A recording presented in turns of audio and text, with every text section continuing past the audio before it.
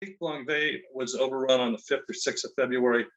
I was on the radio that night listening to the radio operator, and back at the village, back at the base, and it was heartbreaking.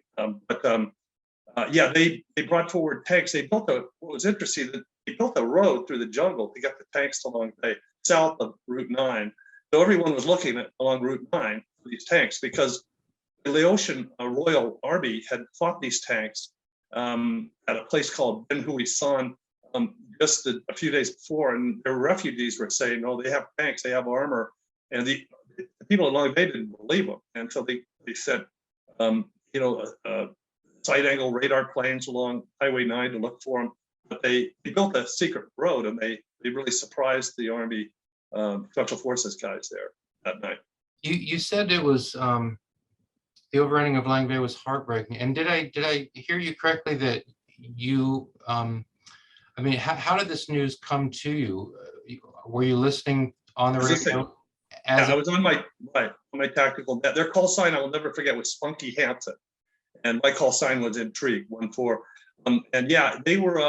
I wasn't communicating with them, but I was on the net because they were. I was on the net because they were begging for air support, and there were decisions being made. There was bizarre issues between the Army brass and the Marine brass that were going on that night.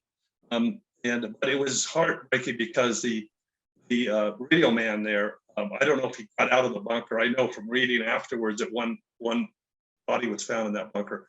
But the North Vietnamese came in, and like us, they had real high antennas, and you could see an aerial photograph taken by American intelligence of a North Vietnamese tank that was rolling onto the comm bunker there, and it looked like an Army American had come out and shot with a light anti-tank weapon, and his body was laying there. I don't know how he was killed, but it's hugely dramatic photograph. So, do I hear you saying then that you were listening as the Langvay Special Forces post was being overrun? I was listening to that radio operator. Yeah, it was it was frantic. They had built defenses there. Not only had they built the usual barbed wire and punji and all the mines and everything that you normally do, they had like a 13-foot cyclone fence around the new base that they built there, and it was thought to be pretty much impenetrable. And so they were pretty shocked when these guys got inside the wire. You used the word heartbreaking. And as you're listening to this unfold, this is something that's always kind of stuck in my mind. And the image I have in my mind is of a person listening. And usually I think of this as like a Navy fire support officer who gets a call from Marines, sends in fire support and can hear on the radio what's going on. And I was wondering about the impact of that on the hearer. And my assumption is, I'm really interested in hearing your response to this, is that, one of the thing that makes that really awful, aside from the knowledge of knowing what's happening to the guys as you're listening, is the sense of powerlessness that you have, that you're just there and you're hearing this, but there's nothing you can do. It's just a feeling of powerlessness. Does that resonate with you? It certainly does. And you have to remember, when I say heartbreaking, I was talking more on a personal level, because I was having the same conversation 2.5 weeks before in the same situation with the people at my base. I knew the guys I was talking to at base on combat base. So we were getting overrun. They got in the wire in different places on the night of the 21st of January. And I was pleading for help.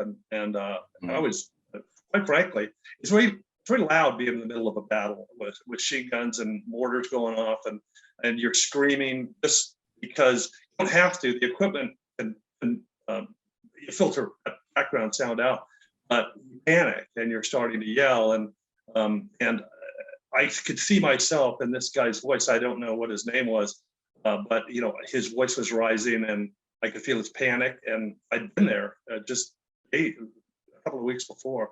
So on a very personal level, that was a real tough night for me because I was kind of, I guess, reliving it. But fortunately, I didn't have tanks, otherwise I wouldn't be here. Just one last question on this, and I don't want to keep pushing this, but was this something where, I mean, it's sort of, as you're listening, something is building, there's kind of crescendo, and then it tapers off and kind of comes silent again? Is that sort of the course of this whole event as you're listening to the Langvey post being overrun? Is that kind of how it went? Relative quiet, crescendo, and then back to relative quiet as the post is overrun? Yeah. Yeah. I'm trying to think now. It built up, and then at some point it stopped, and that's when I began wondering what happened. Whether he'd gotten out of there, or whether the NBA had gotten to him. But yeah, as far as crescendo, I don't recall it being that way. I just recall it rising, and then ending. But his voice was, plaintive.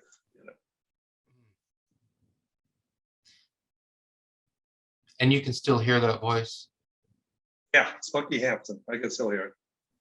Wow.